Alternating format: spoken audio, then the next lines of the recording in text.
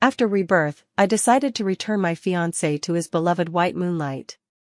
When he didn't want me to disturb his bachelor party for his white moonlight, I ran off to France alone. He said he was annoyed just by seeing me, so I promptly resigned. He felt uncomfortable being in the same country as me, and I immediately moved abroad. In the end, he wanted to give his white moonlight more security. I nodded and accepted someone else's marriage proposal. I listened to him over and over again, all because of a past life. After I married him, his white moonlight slit her wrists in despair. He blamed me for tearing them apart and killed me in the basement. This time, I just want to live well. Later, when our family of 3 was out for a walk, he suddenly knelt before me, weeping as if his heart would break. "Celia, as long as you leave them, I'll be good to you and stay with you forever. Celia, Asher is hosting a bachelorette party for Celeste tonight. Aren't you going?" Hearing my name, I jolted awake. Dazed, I looked at the friend who had spoken, her face filled with concern. "Have you and Asher been arguing lately? You've seemed distracted these past few days." I shook my head. Just then, my phone rang. It was Asher calling. Seeing the familiar number, a wave of bitterness washed over me. It took me a long moment to finally answer the call. Asher's voice on the other end sounded distant and unfamiliar. He said flatly, "Celeste just broke up with her boyfriend. Tonight's gathering is strictly no partners. I don't want to make Celeste upset because of you." I bit my lips hard, the taste of blood lingering in my mouth serving as a constant reminder. Asher kept talking on the other end, but I couldn't hear a single word. I interrupted Asher, suppressing my pain. Feigning calmness, I said, "I understand. I won't disturb you too. Besides, I have a work trip to France."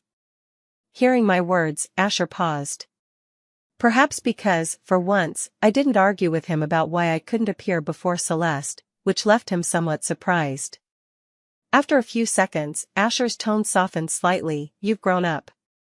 My heart ached unbearably, and I desperately held back my tears, barely managing to keep them from spilling over. My friend beside me looked at me in surprise. I knew why she found it strange. After all, I loved Asher so deeply that I had lost myself. But this time I didn't hysterically grab Asher to argue, nor did I feel frantic and anxious over his situation with Celeste. Seeing the distress on my face, my friend didn't say anything more and simply sighed. She poured me a cup of hot water. The warmth of it helped slightly thaw my chilled body. I smiled at her, tidied up the things on the table, and started booking a flight. My friend asked, "Are you really going to France?" I responded in a low voice, my tone somewhat muffled, "I've wanted to go to France for a long time. Now that I have the chance, I'll go and see it." Seeing the worry on my friend's face, I smiled reassuringly at her, then hugged her tightly. The warmth of her body made me break into tears. She didn't know why I suddenly seemed so defeated, but she still gently patted my back and murmured soothing words. I whispered, "I don't want to love Asher anymore. I'm so tired." "Whoa, what happened?" My friend didn't understand, but still played along. "Well, congratulations on your rebirth then." My tears fell straight down. My friend didn't know that I had already died once, and it was only by heaven's mercy that I was reborn. This time, I just want to live well. In my previous life, on the day I married Asher, Celeste slit her wrists in a hotel. Asher left me alone at the wedding ceremony and ran off to find Celeste. I thought Celeste's death would become an unshakable thorn between Asher and me. Seeing Asher so heartbroken by Celeste's passing made me feel extremely unsettled too. Just when I had prepared myself for the possibility that Asher and I might separate over this matter, he held me close and said, "Celia, you're the only one I have." After marriage, Asher treated me exceedingly well, always prioritizing me in everything. He never let me lift a finger when it came to household chores, taking care of everything himself. No matter how busy his work kept him, he would always return home on time every day to have meals with me. Even his secretary was male, as he said he wanted to avoid any unnecessary misunderstandings or trouble. All my friends envied me for having encountered such an exceptionally good man. I, too, felt incredibly fortunate. How lucky I was to have met Asher in this lifetime. But on our 10th wedding anniversary, I died at Asher's hands. He blamed me for tearing them apart and killed me in the basement. So when I realized I had been reborn, I just wanted to stay far away from them and live well. Even though I had mentally prepared myself, seeing Asher's confident and radiant appearance still made my heart ache with a dull, lingering pain. He stood with Celeste downstairs at the company. The way Asher looked at Celeste was so tender, it could melt ice. When he saw me coming down, his expression changed slightly, and he glanced at Celeste with concern. I looked at Asher and vaguely remembered. In my past life, I often quarreled with Asher because of Celeste. When the arguments got heated, Asher would look at me with disappointment. Celeste and I are just friends now. She's not in good health, can you stop making a scene and provoking her? She still has feelings for me. Try to stay out of her way. After saying that, Asher would always leave me alone and run off to travel with Celeste. At 20, Asher still couldn't hide his emotions very well. He was like a hedgehog, turning his soft belly towards Celeste while his sharp spines were always aimed at me. I lowered my head and quickened my pace to leave. But Celeste stopped me, her face filled with hesitation and distress. Celia, Asher just wanted to stay with me. Please don't argue with Asher because of me, okay? Tonight's bachelor party, nobody's bringing their girlfriends, don't overthink it. Asher, Celia is upset. Go cheer her up. Asher smiled dotingly at Celeste and said nonchalantly, Celia wouldn't dare be mad at me, she's been quite sensible lately. Besides, you get upset whenever I coax her, and I can't bear to see you unhappy. I stood frozen in place. Asher's words pierced my heart like a knife. Seeing that I hadn't left, Asher's eyes filled with nothing but annoyance. He angrily said to me, why are you still standing here? Just looking at you irritates me. By the way, Celeste is coming to work at the company soon, and I'll be driving her to and from work every day. If you don't have any business here, stay out of our way and don't upset her. The next day, my eyes swollen and red, I submitted the proposal I had stayed up all night preparing. Along with it was my resignation letter. After leaving the director's office, I returned to my workstation to pack up my things. There was a commotion at the door, and I looked up. It was Asher and Celeste. They were dressed in matching outfits, walking in together, laughing and chatting. Asher's hand still carefully cradled Celeste's waist. His eyes were filled with affection. At a glance, one might mistake them for a couple. Colleagues nearby whispered among themselves, undoubtedly praising them as a perfect match. Their discreet glances kept flickering toward me, continuously comparing me to Celeste, ultimately concluding that she was prettier than me. Hearing their comments, I felt a pang of discomfort. But more than that, a sense of relief. As Asher and Celeste remained close, even more colleagues pretended to work while their eyes lingered among the three of us. Everyone in the company knew. Asher and I were engaged, and I was head over heels in love with him. Yet now, Asher shielded Celeste without hesitation. The way they looked at me, pitying yet unsurprised, said it all. As if seeing me in tears, desperately clinging to Asher, begging him not to leave me. The colleagues close to me also watched me with concern. But I quietly packed up my things in silence. Asher frowned and glared at me with displeasure. Who are you making that dead face for? What are you even doing? I smiled calmly and gestured to my belongings. I resigned. I'm just packing up. Don't worry, I won't get in your way or upset Celeste. At this moment, Celeste swayed her slender waist and walked gracefully towards me, placing a mango cake in front of me. She smiled with gentle warmth and said, Celia, this is a cake Asher made for me. I think you probably haven't tasted his cooking before, his skills are really amazing. You must try it. I hope you won't be upset with Asher over this. A good job isn't easy to come by. Even though your family is well off, you shouldn't waste such an opportunity. I didn't take the cake from Celeste's hand. Her smile stiffened slightly, and she looked at Asher with a hint of grievance. Asher's expression darkened even more as he spoke stiffly and coldly. Celeste kindly shared it with you, so just accept it. how can you be so rude? Share? I smiled slowly and raised my head to look at Asher. Asher, I'm allergic to mangoes. Asher was stunned. I didn't know that. Seeing Asher fall silent, Celeste quickly interjected, I heard from Asher that you often bring mangoes home. Celia, if you dislike me, you can say it directly. There's no need to lie. I laughed again. I often bought mangoes home because Asher loved them, while I never touched a single bite. Looking at Asher's indifferent expression, I couldn't help but feel a surge of bitterness. Despite growing up together, he couldn't even tell I was allergic to mangoes. Before I could say anything, Asher grew even angrier. He threw the fresh mango chunk Celeste was holding onto my face, and seeing me unharmed, his gaze turned icy. Celia, what a liar you've become. I lowered my head, my face burning in pain as red dots began to appear one by one. A colleague beside me screamed at the sight of the dense rash. My breathing grew rapid, and then I lost consciousness completely. I have a severe mango allergy, even the smell of mango makes me feel unbearable, let alone having a fresh mango directly hit my face.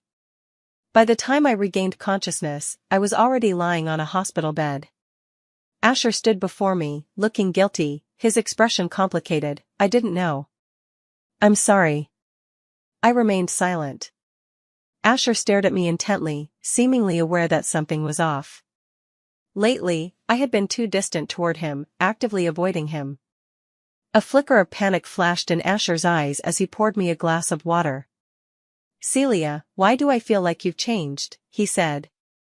I looked up at him, feeling that this face I had loved across 2 lifetimes had now become somewhat unrecognizable. I said calmly, the one who changed is you, I have never changed. Asher sighed helplessly, his tone softening. Yesterday, I just told you not to cause trouble for Celeste unnecessarily. I didn't mean for you to resign. Celeste just started working at the company, and I'm the only one she knows, so I have to take extra care to look out for her. By the way, how's the proposal you've been working on lately? Why don't you hand it over to Celeste? After all, she needs it more than you do. Hearing Asher's words, I forced a weak smile at the corner of my mouth. Celeste has already taken my fiancé, and now she wants to steal my proposal too? Asher's face darkened. He looked at me with disappointment. Celeste and I are just friends now. Can't you just let it go, Celia? Don't you realize how controlling you are? Living in the same city, the same country as you now feel suffocating. I raised my head to look at him. Then I placed the immigration application form from my phone in front of him and said word by word, don't worry, I plan to immigrate to France. I won't appear by your side ever again. Asher remained silent. He just looked at me with an unreadable expression. I thought he would be happy that I was leaving so willingly, but I didn't see even a trace of a smile on his face. I couldn't help but smile bitterly. So now he wouldn't even spare me a smile. A strange weariness rose from the depths of my heart, and I was just about to ask Asher to leave. Asher's phone suddenly rang. He looked at the screen, and his expression suddenly darkened. After a long pause, he said to me, let's postpone our engagement party. Celeste hasn't been well recently, and she needs me. I don't want to upset her. I nodded.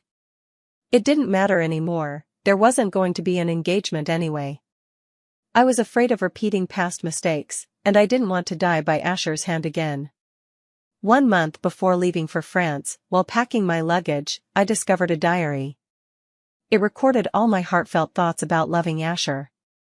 Just as I was about to throw the diary into the trash, my phone suddenly rang. It was a call from Asher. His voice on the other end sounded unfamiliar and distant. He said, your birthday is in a few days. I remember you've always talked about wanting to watch the sunrise in City A. Let me take you there to see it. Hearing Asher's words, my heart couldn't help but soften again. Over the years, Asher has been my family, my love. When he hated me the most, he had still stayed by my side day and night while I was gravely ill. I thought, well then, let's part ways properly. On the morning of my birthday, I arrived early at that famous viewing platform in City A, waiting for Asher to appear. But I didn't wait for Asher or the sunrise. Instead, I was met with an earthquake. Faced with natural disasters, humans are incredibly fragile and insignificant. Before I could think much, remembering earthquake safety tips, I found a relatively safe spot. After a violent tremor, I passed out. When I woke up, I found myself buried under piles of debris. Fortunately, 2 huge wooden beams had fallen overhead, creating a tiny space for me to survive. In the darkness, I thought about many things. What I thought about most were my parents. Fortunately, they hadn't come with me to City A. But now they must be terribly worried about me. It's all my fault. In the darkness, time seemed frozen. Just as I believed I would die beneath the rubble, a pair of battered hands carefully lifted me out. Through my blurred vision, I could only make out a familiar face.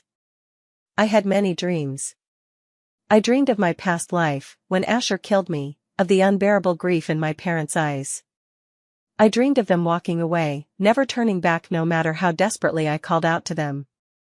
When I jolted awake from the dream, the sharp scent of disinfectant filled my nose. That familiar face, now exhausted, was watching over me. As I opened my eyes, their expression overflowed with joy. Not knowing what had come to mind, he pouted and said, "I was just passing by and happened to save you." I looked at his heavily bandaged hands and smiled. "Thanks for that coincidence." Long time no see, Reed. Reed is the younger son of my dad's friend. Since childhood, he loved provoking me, which led to many fights with Asher. Asher didn't like him, so I rarely gave him a friendly face. Later, his father expanded the business overseas, so he emigrated. But who would have thought he'd appear in City A and even saved me? Though his face looked grim, the concern in his eyes betrayed him. After being rescued, Reed went out of his way to nourish me back to health. Under his attentive care, I recovered quickly. Our relationship also eased somewhat, to the point where we could even exchange a few jokes. As I sipped the steaming soup, I asked Reed, "Why did you suddenly return to the country and come to City A?" Reed gazed at me deeply, then after a moment of silence, said, "Someone once told me that when she turned 20, she absolutely had to come to City A's observation deck to watch the sunrise." My hand trembled. Reed continued, "Celia, I came for you. Since no one wants you now, why not just marry me instead? I'm handsomer, richer, and presentable." I remained silent, unsure of how to respond. Reed's sparkling eyes dimmed slightly as he let out a bitter laugh. Just then, my phone rang, breaking the silence between us. It was Asher's call. I quickly answered, "Are you okay?" I had been wanting to ask Reed about Asher's condition during this time, but whenever I mentioned Asher, his face would darken as he muttered, "He won't die." This left me restless with worry. Seeing Asher's call now, I finally exhaled in relief. Asher's voice came through the phone, "Sorry, Celeste has been feeling down lately, so I took her out for a trip. I forgot my phone." Hearing Asher's words, my heart ached sharply. He continued, "Your things, and the gifts you gave me, come and pick them up when you have time.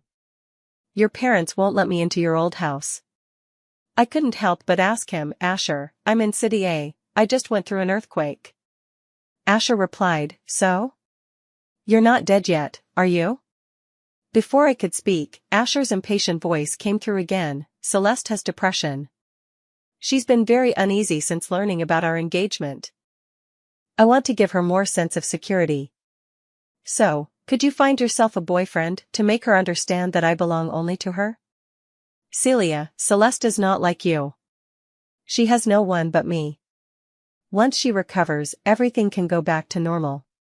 Celia, can you understand me?" I wanted to laugh. But somehow, I couldn't. Then came Celeste's coquettish voice through the phone, and soon the call ended amid a burst of ambiguous laughter. A tissue suddenly appeared before my eyes, and only then did I realize that I was already in tears. I looked up, helplessly gazing at Reed in front of me. Reed's gaze darkened, his eyes filled with tenderness as he looked at me. Without a word, he silently wiped the tear stains from my face. I clutched his hand tightly. "Will you marry me?" Reed fell silent for a moment and withdrew his hand. My heart sank. Of course, who would willingly be someone's substitute? I forced out an awkward smile. I was being presumptuous. Reed reached out, pulling me into a tight embrace, and said softly, "It should be me proposing to you, not you proposing to me." Reed moved quickly. Upon returning to City S, we got our marriage license. Not wanting a grand wedding, we invited just a few friends, with both families as witnesses. Then we boarded the plane to France. While Reed and I were admiring the lavender fields in France, Asher was throwing one after another bachelor party for Celeste. When I moved into Reed's house in France, Asher moved Celeste's luggage into his home, and the two began living together. Friends were somewhat concerned and tried to subtly inquire about my feelings. But I felt completely unaffected. Because I was very busy. In France, I returned to my former work, the educational profession that Asher had scoffed at. I became a music teacher at an elite school. I had thought I would never have any connection with Asher again in this lifetime. After all, his heart was entirely devoted to Celeste, and without my presence, he could freely lavish his affection on her without restraint. But when I saw the travel-worn Asher appear before me, I was still surprised. Asher was wearing an ill-fitting suit with a crooked tie. He stood before me with sorrowful eyes. "Celia, where have you been these 3 years? I searched everywhere but couldn't find you. Mom and Dad refused to tell me where you went, and your friends cursed at me every time they saw me. I really missed you." Hearing Asher's words, I felt nothing inside. In fact, I was even a bit disgusted. Asher tried to step forward and grab my hand. I took a step back. Seeing my involuntary reaction, Asher looked hurt. There was a time when seeing Asher hurt would have made me frantic with worry. Now, all I felt was annoyance. I said calmly, "Why aren't you staying with Celeste? Isn't she unable to live without you?" At the mention of Celeste's name, a fierce glare flashed in Asher's eyes. He said, "Celia, Celeste lied to me. She left me back then because she looked down on me for being poor and useless. She ran off with some rich kid. The rich kid mistreated her, and when she found out my parents wanted to hand the Mo family over to me, she came crawling back. She lied to me, saying she had depression." I impatiently cut him off. "Your parents died long ago. Those aren't your parents, stop calling them that." Asher looked at me sadly. "Celia, you've changed. Are you still angry with me because of Celeste? Please don't be mad. I'll only love you in this lifetime." Before I could speak, Reed's voice came from beside me. Holding the child, Reed quickly walked to my side. With a grim expression, he glared at Asher. "Celia and I are already married. Don't even think about disrupting my family." Hearing Reed's words, Asher turned pale and began trembling violently. His eyes were bloodshot. "Celia, you must be lying to me on purpose, right? You're just lying to me." I ignored him and turned to leave with Reed. Suddenly, there was a loud thud behind us. Asher had fallen to his knees, weeping uncontrollably. "Celia, as long as you leave them, I'll be with you properly. Didn't you love me the most? How could you have changed?" I stopped in my tracks. I walked back to Asher and looked at the tears in the corners of his eyes. My tone was calm, as if speaking to a stranger. "Asher, you came back too, didn't you? Then you should know why I've changed. In my previous life, 10 years after Asher and I got married, my family went bankrupt. When I heard the news, I was overwhelmed with emotions. At home, I slipped and fell by accident, causing my unborn child to be born prematurely. Asher rushed back from France overnight and waited outside the delivery room. After a day and night of effort, I gave birth to a girl. But before I could even catch a glimpse of the child, I fell into a coma. I was awakened by a bucket of cold water. When I came to, I found myself tied up in a basement. Asher held a photo in his hands, his gaze tender and nostalgic, gently stroking the album as if caressing the face of his most beloved person. "Asher." Hearing my voice, he carefully set the photo frame aside. Then he looked at me with icy eyes. "Celia, you're awake." The dim light in the basement cast shadows over Asher's face, which no longer held any trace of its former tenderness. His gaze toward me was cold and full of disgust, as if looking at an enemy. I had no idea what had happened. After all, Asher and I had grown up together since childhood, and he had always treated me well. After we got married, he became even more attentive. Every decision revolved around me. He took care of all household chores himself without ever letting me lift a finger. No matter how busy he was with work, he made sure to come home on time every day to have dinner with me. He even insisted on having only male secretaries, saying he wanted to avoid any unnecessary misunderstandings or trouble. All my friends envy me for meeting such an extraordinary man. I too feel blessed, how fortunate I am to have Asher in my life. But in this dim basement, Asher has become a different person. He picks up a knife, letting the blade glide over my exposed skin. Its icy touch sends shivers down my spine. Asher's handsome features contort as he snarls through gritted teeth, "Celia, after 10 years, I can finally avenge Celeste." Celeste? Hearing that name, I freeze. Then, spotting the person in the photo frame, my blood runs cold. This is Asher's white moonlight, Celeste. 10 years ago, on the day we got married, Celeste slit her wrists in the hotel. When news of Celeste's wrist-cutting suicide attempt reached us, Asher's expression remained unchanged. He even comforted me when I showed unease, saying, "Though Celeste was my first love, ever since she started dating someone new, I've only seen her as a friend. She's too willful, don't take it to heart." Under Asher's comfort, I put this matter behind me. Now, seeing the hatred in Asher's eyes, I understand everything. Asher slashed a knife across my wrist, his face twisted with madness. Terrified, I desperately pleaded, "Asher, murder is against the law. My parents will come looking for me, and our child too." At my words, Asher burst into hysterical laughter. "You died on the operating table from dystocia long ago. And your family has already gone bankrupt, your parents are barely able to take care of themselves." His expression turned eerily strange. "That child? It's mine and Celeste's, just borrowed your womb for the time being. As for the so-called oligospermia, it was all just an excuse to stay chaste for Celeste and to trick you into IVF." Asher's words gradually grew indistinct in my ears, I could barely hear them anymore.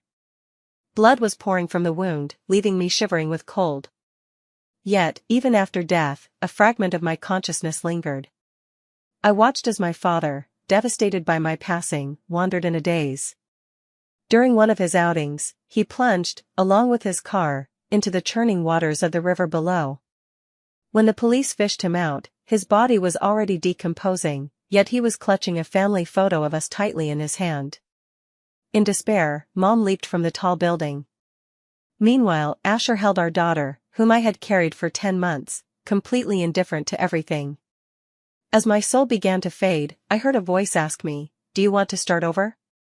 After holding my parents' warm hands and confirming over and over that I had truly been reborn, I hugged them, crying and laughing uncontrollably. My parents thought I had suffered some kind of shock. Looking at them, I couldn't help but recall the events of my past life. Undoubtedly, I was filled with hatred, so much so that I wished I could kill Asher with my own hands to vent my rage. Yet, seeing the gentle smiles on my parents' faces, I hesitated. I had been given this hard-won opportunity, and I didn't want my vision clouded by vengeance. What's more, Asher's mother passed away from illness just a few years after giving birth to him. His father, who was my dad's driver, died in a car accident while on a work trip with Dad. He had sacrificed his own life to save Dad's. Dad never stopped talking about the debt of gratitude and took Asher into our home, raising him as his own son. Asher and I grew up together as childhood sweethearts. When I was 16, I was kidnapped during an outing. The kidnappers not only wanted money but also molested me. In despair, I saw Asher's figure appear at the warehouse door. He shielded me firmly beneath him, gritting his teeth no matter how the kidnappers beat him. His blood mixed with my tears. By the time the police arrived, Asher was already half dead from the beating. Yet he never forgot to hold me tightly in his arms. It's fair to say that Asher saved my life. Those kidnappers were vicious fugitives who never intended to let me return alive. Thinking of all this, I sighed. Forget it. Asher saved my life once, and I've already paid it back. From now on, we owe each other nothing. I don't know when Asher returned, but it has nothing to do with me anymore.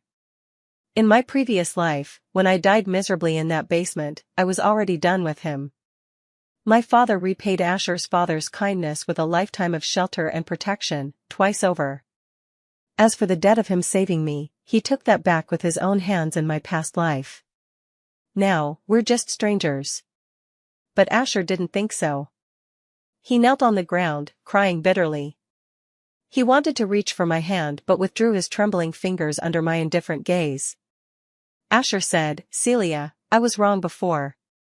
But after you died, I suddenly realized you were the one I loved most, so I followed you.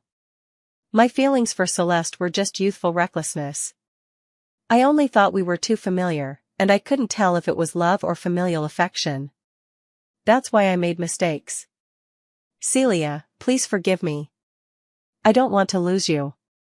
I took a few steps back, my voice calm and resolute. "No. Asher, you lost me long ago. Perhaps it was when you were with Celeste, or when you gave my work to Celeste for her sake, or the countless times you abandoned me for Celeste. You lost me long ago." Upon hearing my words, Asher's face turned ashen. He remained kneeling, lost in thought for a long while before staggering to his feet. Reed vigilantly shielded me behind him. Seeing this, Asher let out a bitter laugh. Without a word to me, he cast one last deep glance my way before stumbling away. I saw Asher again, only because he had kidnapped me. Celeste huddled beside me, her fearful eyes fixed on Asher. She bit her lip, looking pitiful, hoping to evoke sympathy from Asher just like before. But Asher only gazed at me with deep affection. Celeste forced a weak smile. "Asher, what are you doing?" "Celia is already married," she said faintly. Asher shouted at her angrily, "Shut up. You shameless bitch. If it weren't for you, would Celia and I have broken up?" Hearing Asher's words, Celeste turned pale. Asher continued, "You'd better explain to Celia that back then, it was only because of your illness. I didn't do anything too outrageous." She looked at me. Asher was right. Actually, there was one time when Asher got drunk and talked about you with me till midnight. He loves you deeply, and I hope you two can reconcile. I interrupted her. Reconciliation is out of the question. I'm already married. Celeste froze, a glimmer flashing in her eyes. Even if you're married, you can still get divorced. Asher loves you so much, you shouldn't let him down. Even though I love Asher too, I only want him to be happy. Back then, I was forced, so I wasn't worthy of him. As she spoke, tears welled up in her eyes. But Asher wasn't moved. Instead, he stared at her coldly. I smiled and repeated, "I don't love him anymore, so I won't get back together with him." Celeste's eyes welled up with tears. She said timidly, "You don't know how long Asher has been searching for you these past 3 years. How could you treat him like this? Do you know how heartbroken he would be?" I turned and asked Asher, "What gives your white moonlight the right to ask me these questions?" Celeste gazed at Asher, her eyes filled with deep affection. A flicker of emotion flashed in Asher's eyes, and I sneered inwardly. Asher was still swayed by Celeste's words. Seeing my calm demeanor, Asher suddenly turned cold. "Mind your own business. If it weren't for your earlier meddling and stirring up trouble, Celia and I would have been married long ago, and we would have had children by now." Asher continued, "Celia, be with me, okay? If you don't like her, I'll make her leave this place, leave this city, even leave this world, so she'll never be an eyesore to you again." Asher's gaze at me was full of lingering affection, while his eyes when looking at Celeste were brimming with disgust. In the past, I would have been overjoyed by this. It was proof of Asher's love for me. But now, I couldn't muster even a shred of happiness. Instead, I just felt weary. Remembering the disdain I endured in my past life, my heart ached with bitterness. I shook my head. "Asher, I won't divorce you, nor will I reconcile with you. Don't hold on to illusions." Asher's expression grew colder. He grabbed Celeste's hair, banging her head on the ground before me, blood staining the dust. Celia, what more do you want from me? Just divorce me, and I swear I'll love you more than Reed ever did. I won't leave you. I struggled, shaking my head frantically. Asher yanked me up, gritting his teeth and saying, if you think you can leave me, you're dreaming. He lowered his head and kissed my lips. I felt nauseous. I struggled violently, then leaned over and retched. Asher was as if struck by lightning, his entire body frozen. Celia, are you really so disgusted to be in contact with me? I glared resentfully at his pale face, watching the pain and helplessness gradually spill from his eyes. He was crying again. His lips trembled as if trying to speak, but no words came out. In the end, with reddened eyes, he crouched to the side. Suddenly, I remembered that day when I was 8 years old, and I suddenly craved a bottle of cola. At the time, Asher ran out, and as it was raining, he tumbled many times. When he came to me, his face was bruised and swollen, but the cola in his arms was perfectly clean. He took off his jacket, handed me the cola, and grinned at me. Then I remembered when I was 18, Asher, blushing, took my hand and said to me, I like you. At that moment, my heart felt like the heavy tolling of a bell, relentlessly striking against my fragile heart. I looked into Asher's eyes, my face flushing as I was about to nod in agreement. But then I heard Asher excitedly say, I'm going to confess to Celeste later. I'm just rehearsing with you first. My heart suddenly felt hollow as I stood there numbly, listening to Asher whispering sweet nothings. I tried to deceive myself into believing those words were meant for me, but every phrase he uttered was filled with love for Celeste. I couldn't ignore it. In the end, I stayed at a hotel, crying as I deleted every trace of Asher. Yet the very next day, I pathetically retrieved all those records one by one. The memories were vivid, but I no longer had feelings for Asher. Asher, you're nothing but a madman. Asher covered his head, remained silent for a long time, and suddenly apologized, I'm sorry, Celia. His voice was gentle, just like in those 10 years when we were inseparable. But hearts are hidden behind flesh, and he hated me. Now I resent him. I forced myself to calm down. Asher, we've already parted on good terms. I don't want to care about the past anymore, nor do I want to dwell on it. You saved my life, and I saved yours, we're even. I don't love you anymore. Kidnapping and illegal confinement are crimes, why put yourself through this? Asher gazed at the sunlight outside, sizing me up. Suddenly, he took out his phone and showed me a photo. It was a dazzling wedding dress. Pure and sacred. Celia, you would look so beautiful in this wedding dress. But I accidentally lost it. Watching the deranged Asher, my hair stood on end. I don't love you anymore, I already have a husband and a child now. What's done cannot be undone. The moment I finished speaking, Asher's expression suddenly twisted as he lunged forward. Grabbing my neck, he hissed, Celia, shut up, or I won't mind dragging us both to hell. At least that way, no one can ever separate us again. The intense feeling of suffocation swallowed me whole. I coughed violently, and Asher immediately loosened his grip, apologizing meekly, I'm sorry, Celia, I didn't mean to. I looked at him with sorrow. Asher seemed to realize something as he stared at his own hand, then slammed it fiercely against the ground. Suddenly, a group of SWAT officers appeared at the staircase.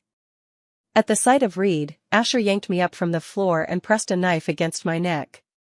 Reed was terrified. Don't act rashly, he pleaded. Asher glared sinisterly at Reed, do you want to save Celia? Only one of you can live, either you die with me, or I take Celia to her death.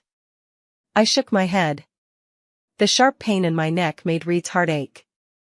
He shouted, let Celia go, and I'll die with you. Asher watched coldly as Reed approached. He kissed my cheek, then pushed me toward Reed. With tears in my eyes, I clung tightly to Reed. Just as Reed and I were about to leave, the SWAT team moved to take Asher away. Suddenly, I heard Asher roar loudly, Reed, cover her eyes. The next second, my world suddenly plunged into darkness. Then came Celeste's scream, followed by two muffled thuds. Reed held me tightly, his voice trembling, "Don't look, don't turn back." Step by step, I walked away from that unfamiliar place. When I saw light again, Reed hugged me tightly. Together, we left that painful place without looking back. Later, I never saw Asher again. The police told me that in the end, he used that knife to kill Celeste first, then stabbed himself 17 times, every single thrust aimed precisely at his heart. Blood pooled on the floor, strikingly similar to that basement where he had drained my blood in our past life. Only this time, the blood was his. I didn't go to identify the body, nor did I attend the funeral.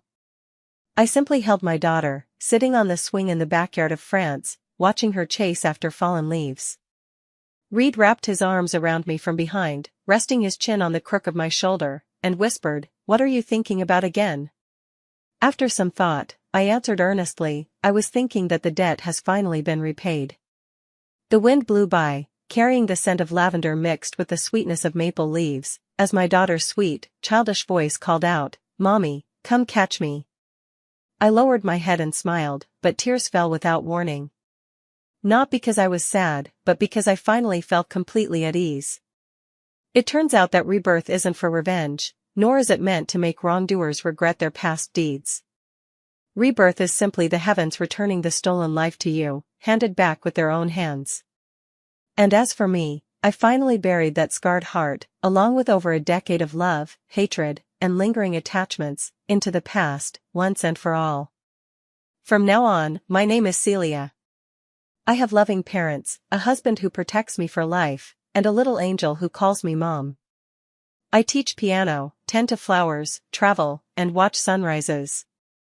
I live like a flower finally allowed to bloom, never again overshadowed by someone else. As for Asher, he finally got his wish, buried beside his white moonlight.